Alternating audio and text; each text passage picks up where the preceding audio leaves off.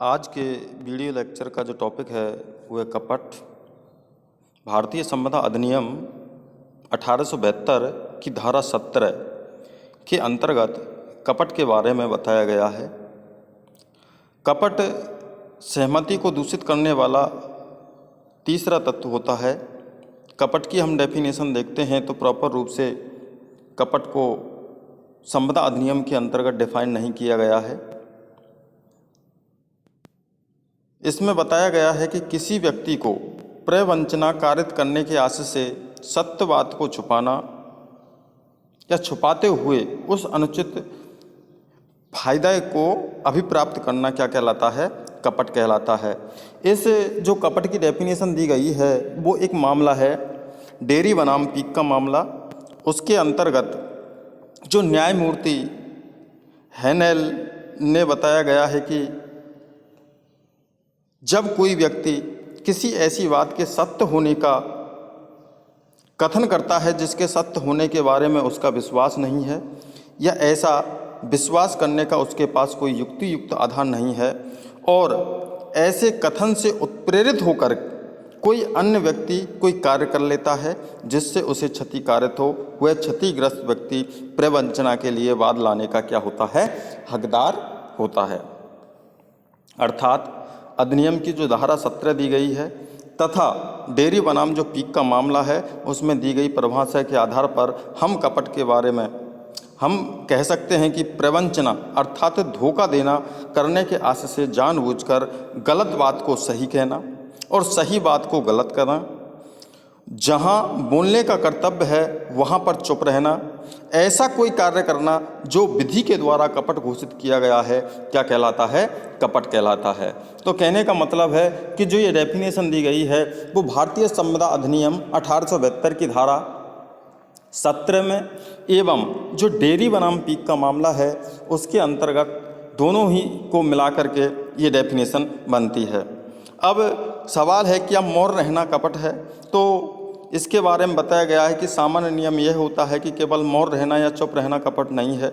जैसे एक नीलामी के द्वारा ख को ए नामक व्यक्ति या कै नामक व्यक्ति क्या बेचता है? घोड़ा बेचता है। कै को ज्ञात है कि वह घोड़ा विकृत मस्तिष्क का है अर्थात पागल है। कै ख से विकृत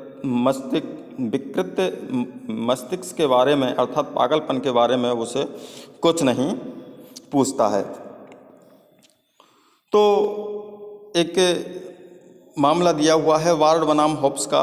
तो उपरोक्त बाद में नीलामी के द्वारा कुछ सूअर बेची गई थी। नीलामी कर्ता को इस बात का ज्ञान था कि वे ज्वर से पीड़ित थी, किंतु उसने ये तथ्य था कि वो ज्वर से पीड़ित हैं वो क्रेता के लिए नहीं बताया।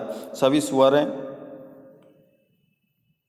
त्रुटियों सहित बेची गई थी। न्यायालय ने नीलामीकर्ता को कपट के लिए दोषी नहीं ठहराया। अतः निम्नलिखित दशाओं में मौन रहना या तथ्य का प्रकटीकरण न करना कपट माना जाता है। जहां बोलने का कर्तव्य है, यदि जहां पर बोलने का कर्तव्य है तो मौन रहना तथ्य का प्रकटीकरण न करना क्या माना जाता है? कपट माना जाता है। निम्नलिखित परिस्थितियों में मौन रहना या तथ्य को प्रकट न करना क्या माना जाएगा? कपट माना जाएगा। जो पहली परिस्थिति है वो है परम सद्भावना की संविदाएं।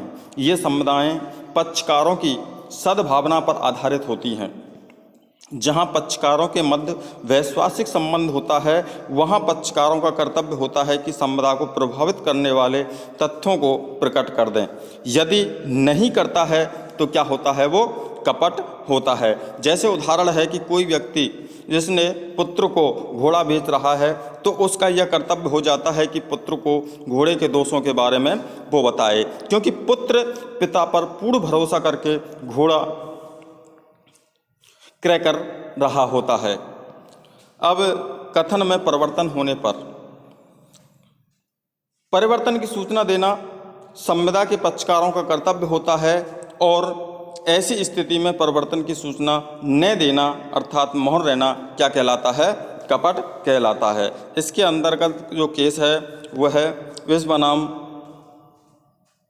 ओप्लेनाथन। उपयुक्त बाद में एक चिकित्सक था, उसने अपनी व्यवस्था को बेचने की संविदा के संबंध में कथन किया कि वह अपनी जो प्रैक्टिस से प्रतिवर्ष 2000 पाउंड प्राप्त करता था। जिस समय उसने कथन किया उस समय कथन सत्य था, परंतु बाद में लेकिन संविदा से पूर्व उसकी बीमारी के कारण उसकी आय कम हो गई और परिणाम स्वरूप उसका जो उक्त कथन था वो असत्य हो गया। प्रैक्टिस क्रय करने के लिए की जाने वाली संविदा के समय चिकित्सक ने उक्त परिवर्तन की सूचना प्रैक्टिस क्रय करने वाले को नहीं दी थी। तो इस जो मामला था उसमें न्यायालय ने इसे क्या माना, कपट माना और संविदा को क्रय करने के लिए क्रय करने वाले के विकल्प पर क्या माना, उसे शून्य करणीय माना। तीसरा है अर्धसत्य कथन भी कपट हो सकता है। यदि किसी व्यक्ति का यह कर्तव्य नहीं है कि किसी तत्व को प्रकट करे तो वह मौन रह सकता है, परंतु ऐसी स्थिति में यदि वह स्वेच्छापूर्वक तत्व को प्रकट करता है तो तत्व का पूर्ण प्रकटीकरण किया जाना चाहिए।